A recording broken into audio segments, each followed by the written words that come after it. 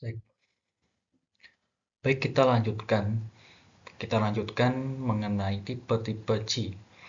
Kita masuk pada tipe qi yang keempat, yaitu qi sejati atau cenci. Merupakan tahap terakhir dari perubahan bentuk dan penghalusan qi. Setelah mengalami berbagai tahap-tahap perubahan dari qi kemudian jadi dari makanan minuman menjadi qi makanan, kemudian menjadi bentuk-bentuk qi yang lain, pada akhirnya adalah menjadi qi terakhir, yaitu qi sejati. Jadi qi makanan itu diubah dulu menjadi qi pengumpul. Setelah itu baru menjadi qi sejati. Urutannya adalah dari qi makanan, kemudian qi pengumpul, dan terakhir menjadi qi sejati yang diubah melalui bantuan dari qi asli. Qi sejati itu beredar di saluran-saluran atau meridian-meridian dan juga menyuburkan organ-organ. Asalnya adalah dari paru-paru. Nah, qi sejati itu bisa menjadi dua bentuk, yaitu qi penggizi atau yin qi maupun qi pertahanan atau wei qi. Qi penggizi atau yin qi itu berfungsi untuk menyuburkan organ seperti namanya. Penggizi berarti menyuburkan, memberi gizi, memberi nutrisi pada organ-organ dan seluruh bagian-bagian tubuh manusia. Disarikan dari makanan dan juga dari air. Qi penggizi itu mengalirnya bersama darah di dalam pembuluh darah. Dia ditugaskan untuk mengatur organ yin dan melembabkan organ-organ yang. Yang keenam ada qi pertahanan atau wei qi. Wei qi itu lebih kasar dari qi penggizi. Jadi qi pertahanan itu lebih kasar dari qi penggizi. Mengalirnya di bagian luar tubuh, di luar meridian atau di luar saluran, bukan di dalam. Beredarnya di bawah kulit, di antara otot-otot. Disarikan dari makanan yang kasar dan juga dari air. Qi penggizi itu ada di bagian dalam dan tugasnya menyuburkan, sedangkan kalau qi pertahanan itu di bagian luar dan melindungi. Fungsi utamanya qi pertahanan itu adalah mempertahankan tubuh dan melindungi tubuh dari serangan faktor penyebab penyakit. Misalnya seperti patogen angin, patogen dingin, patogen panas, patogen lembab. Nah, itu yang melindungi ketika menyerang tubuh. Itu adalah qi pertahanan. Fungsinya juga menghangatkan tubuh, membasahkan, kemudian menyuburkan kulit dan otot, mengatur pembukaan dan penutupan pori-pori, sehingga dia karena mengatur pori-pori maka mengatur juga keringat. Karena pori-pori itu merupakan jalur keluarnya keringat dan juga mengatur suhu tubuh. Lemahnya qi paru itu juga bisa menyebabkan lemahnya qi pertahanan. Dan karena qi pertahanan lemah, yang mana qi pertahanan kan tadi untuk mengatur suhu dan menghangatkan tubuh, maka ketika dia lemah akan menjadi sering merasa kedinginan. Kekurangan qi pertahanan itu juga menyebabkan gagalnya menahan zalir atau cairan yang dipencarkan atau disalurkan dari paru-paru, maka akan terjadi keringat spontan. Sering keluar keringat utamanya pada siang hari. bahkan tanpa aktivitas yang berarti, tapi seseorang itu berkeringat, keringatnya berlebihan pada siang hari, itu bisa karena kekurangan Qi pertahanan yang menyebabkan pori-pori itu gagal menahan cairan tubuh yang dipencarkan oleh paru-paru. Qi pertahanan dalam 24 jam dalam sehari itu mengalir atau beredar ke seluruh tubuh 50 kali. 25 kali saat siang hari di bagian luar tubuh, nanti kalau malam juga 25 kali, tapi di dalam tubuh, di organ-organ yin.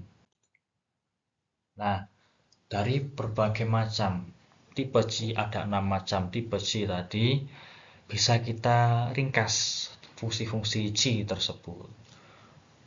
Yang pertama adalah mengubah bentuk. Contohnya adalah Qi limpa itu mengubah makanan menjadi Qi makanan. Kalau Qi ginjal itu mengubah zalir atau cairan tubuh. Kalau Qi kandung kemih itu mengubah air kencing. Qi jantung mengubah Qi makanan menjadi darah dan lain sebagainya. Jadi tiap-tiap Qi organ itu memiliki fungsinya masing-masing.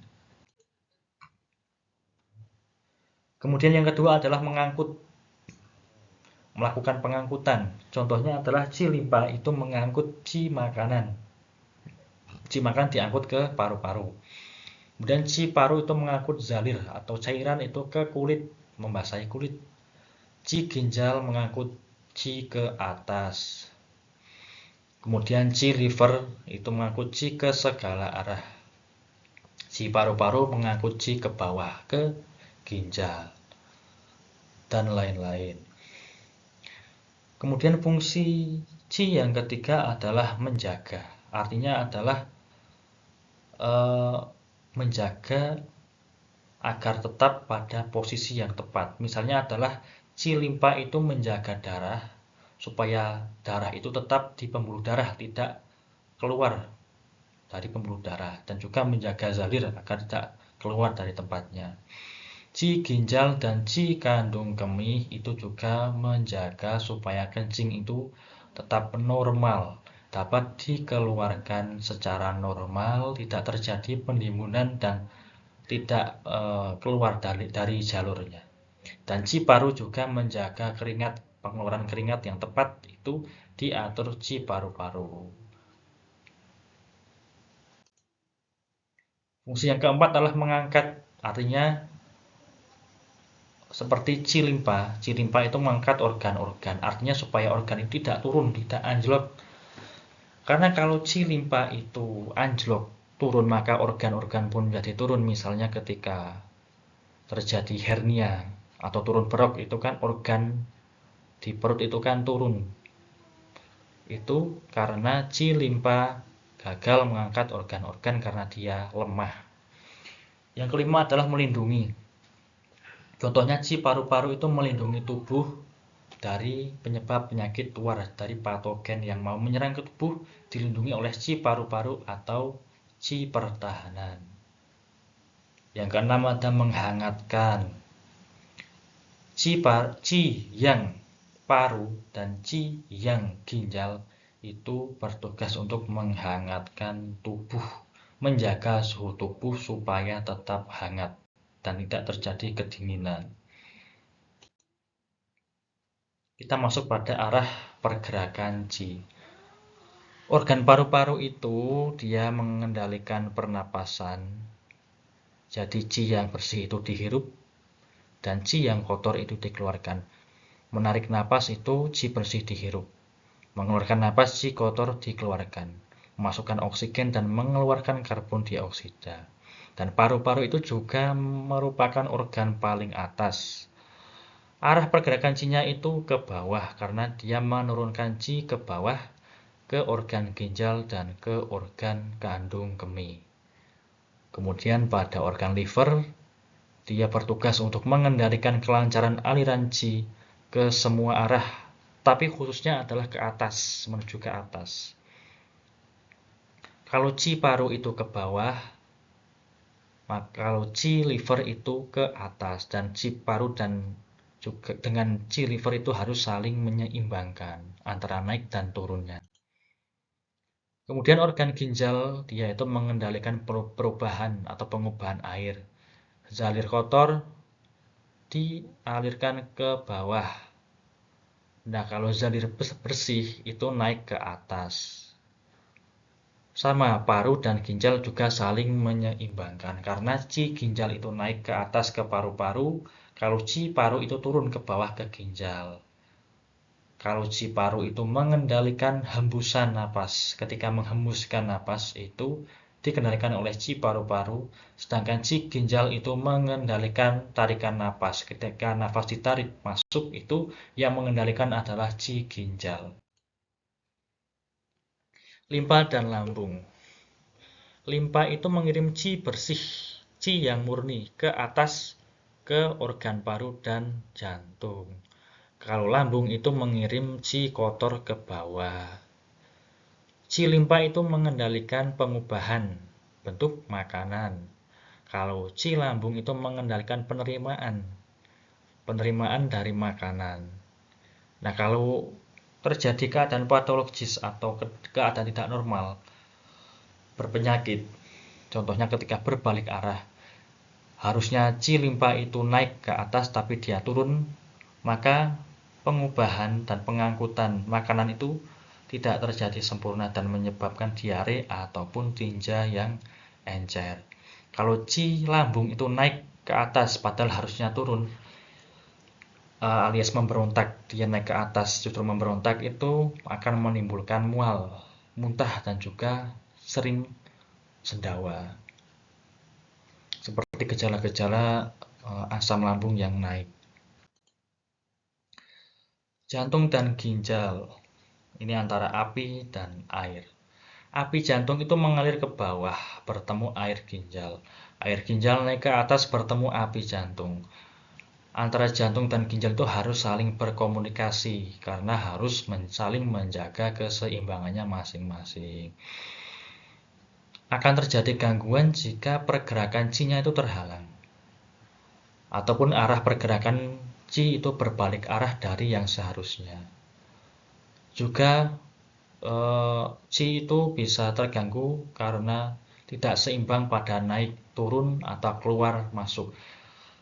Antara yang naik lebih banyak dari yang turun lebih banyak dari yang naik, atau yang keluar dan yang dimasukkan itu salah satunya lebih banyak, itu akan menjadi ketidakseimbangan. Misalnya adalah ketika ci liver itu macet atau naik di luar kendali, atau ci perut itu naik padahal harusnya dia turun, atau ci limpa itu turun padahal harusnya naik. Ci paru itu yang harusnya turun dia bisa gagal turun. Ci ginjal yang harusnya naik itu dia gagal naik, dan ci ginjal itu harusnya menerima ci dari paru-paru tapi dia gagal menerima. Ci ginjal dan ci jantung bisa gagal berkomunikasi dan saling menanggapi, dan karena itu api dan air menjadi tidak seimbang. Kemudian penyakit C. Apa saja penyakit C itu? Yang pertama ada kekurangan C atau defisiensi C, kekurangan energi. Khususnya itu bisa terjadi pada C limpa, C paru, dan C ginjal. Nah, 3 organ ini rawan C-nya untuk kekurangan atau defisien. Yang kedua adalah C tenggelam atau anjlok karena kekurangan yang ekstrim, khususnya pada C limpa, kekurangan C limpa yang parah, yang karena dia harusnya menjaga posisi organ, tapi karena dia kekurangan parah, maka organ-organ itu turun menjadi hernia, menjadi turun brok. Itu kan karena C limpa kekurangan atau C limpa tenggelam. Kemudian C juga bisa macet atau nama lainnya stagnasi C. Biasanya itu terjadi pada liver yang gagal bergerak atau dia pergerakannya itu terhalang, jadi tidak bisa bergerak kemana-mana dan macet di satu tempat. Yang keempat adalah C memberontak. Memberontak ini artinya adalah mengalir ke arah yang salah, ke arah yang bukan seharusnya. Misalnya ketika Ci lambung itu malah naik, padahal harusnya dia turun. Dan kemudian menimbulkan mual ataupun muntah. Kita masuk pada substansi atau materi vital berikutnya, yaitu darah atau Qi. Jadi darah itu sebetulnya itu juga merupakan bentuk Qi, bentuk energi. Tapi dia memadat, menjadi lebih padat dan lebih material. Maka dikategorikan sebagai yin. Sumber darah itu dari Qi makanan yang dihasilkan atau diproses oleh limpa. Nah, si limpa itu mengirim Qi ke atas ke paru-paru. Dari paru-paru, Qi makanan itu dikirim ke jantung. Di jantung, Qi makanan diubah menjadi darah oleh jantung. Maka sumber utama darah itu ya limpa dan lambung. Kemudian Qi itu menggerakkan darah, energi itu menggerakkan darah. Dan jantung itu berfungsi untuk mengatur darah. Ginjal itu menyimpan esensi. Esensi itu menghasilkan sumsum. Sumsum itu akan membentuk sumsum tulang. Dan sumsum tulang itu juga akan menyumbang di dalam pembentukan darah. Maka dari itu darah itu dihasilkan dari interaksi Qi pasca langit atau Qi makanan, yaitu Qi hasil dari apa yang kita konsumsi baik makan maupun minuman setelah pasca kelahiran atau setelah kita bisa makan sendiri, bukan dari warisan orang tua, yang diolah oleh limpa dan lambung, digabung dengan Qi pralangit yang dari ginjal, dari bawaan orang tua, dari genetik. Darah dihasilkan dari interaksi Qi pasca langit dan Qi pralangit. Kalau dalam praktek klinis untuk menyuburkan darah supaya darah tambah lebih berkualitas baik lagi, itu bisa dengan menambah persediaan energi limpa maupun ginjal. Misalnya dengan herba maupun dengan akupuntur pada titik-titik limpa maupun ginjal yang fungsinya untuk menambah energi organ-organ tersebut. Nah, limpa dan lambung itu menghasilkan Qi pasca langit atau Qi makanan. Kalau ginjal itu dia menyimpan Qi pralangit dari bawaan orang tua. Keduanya ketika berinteraksi, bergabung, bercampur, itu dia membentuk yang namanya Qi atau darah. Menjadi sebuah materi vital yang dinamakan darah. Fungsi dari darah itu utamanya adalah untuk menyuburkan dan membasahi tubuh. Membasahi jaringan tubuh agar tidak kering. Contohnya ketika darah liver. Darah yang disimpan liver itu membasahi mata supaya mata tidak kering, dan juga urat-urat daging supaya tidak kering dan terus ternutrisi. Darah liver juga membasahi kulit supaya tidak kering, bersisik, dan juga menutrisi rambut. Darah jantung membasahi lidah, jadi supaya lidah itu tidak kering, itu dibasahi oleh darah jantung.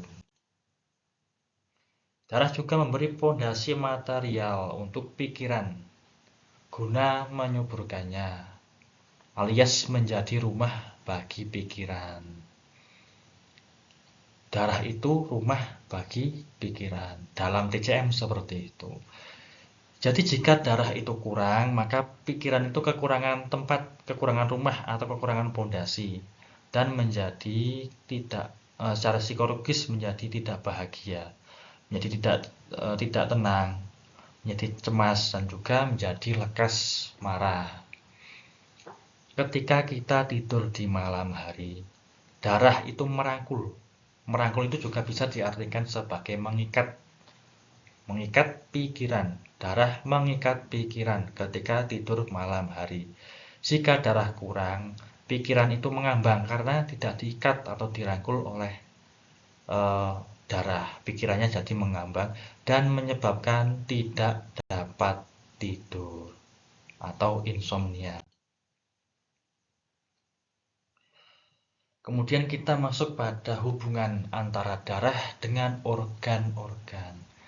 Yang pertama adalah hubungan antara darah dengan jantung.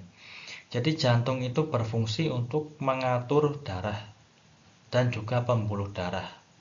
Juga mengatur sirkulasi darah. Jantung itu juga tempat pembuatan darah lewat perantara api jantung. Api jantung itu yang berubah bentuk menjadi darah yang sifatnya yin. Darah itu menyegarkan api atau menyegarkan jantung, menyuburkan jantung, dan mencegahnya menyala berlebihan. Darah yang sifatnya yin itu menjaga keseimbangan api yang sifatnya yang supaya dia tidak berkobar atau menyala berlebihan. Kemudian hubungan antara darah dan juga limpa. Limpa itu adalah asal-usul darah karena dia itu menghasilkan qi, makanan. Qi makanan inilah yang nantinya sebagai bahan baku pembuatan darah. Qi limpa itu menjaga atau memegang darah supaya dia tetap di pembuluh darah dan tidak keluar dari pembuluh darah. Ibarat selang itu supaya air itu tetap pada jalur atau berada di dalam selang tersebut, jangan sampai keluar, jangan sampai bocor atau merembes keluar. Jika qi limpa lemah, jika yang memegang saluran air itu atau selang air itu dia lemah, itu bisa terjadi perdarahan karena darah itu keluar dari pembuluhnya, karena limpa itu gagal dalam memegang darah. Jadi terjadi pendarahan karena darah itu keluar dari tempatnya di pembuluh darah. Kemudian hubungan antara darah dan liver. Liver itu tugasnya adalah menyimpan darah. Nah, ketika kita berdiri tegak ataupun ketika kita sedang bergerak, darah itu akan mengalir ke otot-otot dan urat-urat daging. Sedangkan kalau kita sedang berbaring, terutama berbaringnya terlentang gitu, darah itu akan mengalir kembali ke liver, masuk ke liver kembali. Untuk apa? Untuk memperbarui dirinya, mendapatkan energi yang lebih baik lagi. Maka dari itu dalam kasus kekurangan darah liver, ketika kekurangan darah liver itu bagus ketika istirahat itu posisinya adalah berbaring terlentang. Supaya apa? Supaya darah kembali mengalir ke liver dan di liver dia memperbarui kualitas dirinya. Darah liver menyuburkan mata, memberikan nutrisi ke mata, dan juga mendorong penglihatan. Ketika matanya subur, matanya baik, maka penglihatan juga akan baik. Kemudian membasahi urat-urat daging atau tendon yang mendorong kelenturan tulang-tulang sendi. Darah liver juga menyediakan darah untuk rahim. Maka karena darah liver menyediakan darah bagi rahim, dia itu juga terkait erat dengan pembuluh darah penerobos luar biasa atau Chongmai. Nah, ini sebuah meridian istimewa yang menyediakan darah bagi rahim. Karena itu darah liver karena berhubungan dengan rahim itu juga berperan dalam siklus haid maupun kuantitas darah haid yang normal. Jika darah liver itu kekurangan, bisa menyebabkan haid itu jadwalnya tidak teratur, atau haidnya sedikit, atau bahkan jarang. Jika darah liver macet, bisa menyebabkan nyeri saat haid, karena liver yang macet, darahnya yang macet, darah liver macet. Karena ketika macet maka terjadi penyumbatan, dan penyumbatan itulah yang menyebabkan nyeri. Kemudian hubungan darah dengan paru-paru. Jadi paru-paru itu membantu limpa di dalam mengirim qi makanan ke jantung. Jadi kan qi makanan dibantu oleh paru-paru untuk dikirim ke jantung, yang kemudian akan diubah menjadi darah oleh jantung. Paru-paru itu juga memasukkan qi ke dalam pembuluh darah untuk membantu jantung dalam mendorong darah. Jadi jantung itu kan fungsinya mendorong darah atau mengatur sirkulasi darah. Nah, untuk melaksanakan kerjanya itu juga diperlukan qi atau energi untuk melakukan sebuah pergerakan. Maka dari itu, untuk membantu jantung dalam mendorong darah itu qi dikirim oleh paru-paru ke situ, sehingga pergerakan lancar, pendorongan darah ke seluruh tubuh itu bisa terjadi. Hubungan darah dengan ginjal. Ginjal itu menyumbang bagi produksi darah dengan qi asli yang membantu pengubahan qi makanan menjadi darah. Yang pertama adalah ginjal menyumbang untuk produksi darah. Dengan apa? Dengan qi asli. Qi asli itulah yang membantu pengubahan qi makanan yang kemudian diubah menjadi darah. Dan dengan yang kedua adalah dengan esensi ginjal. Esensi ginjal itu juga bisa diubah menjadi darah. Dalam praktek klinis, untuk menyuburkan darah itu bisa dengan menambah persediaan energi limpa dan juga energi ginjal dengan herba maupun dengan akupuntur pada meridian, untuk meridian titik-titik akupuntur yang dapat menambah persediaan energi limpa dan ginjal. Jantung, liver, dan limpa adalah yang paling penting daripada organ-organ lain dengan kaitannya kepada darah. Karena apa? Karena jantung itu tugasnya mengatur darah. Kalau liver itu memegang dan menyimpan darah.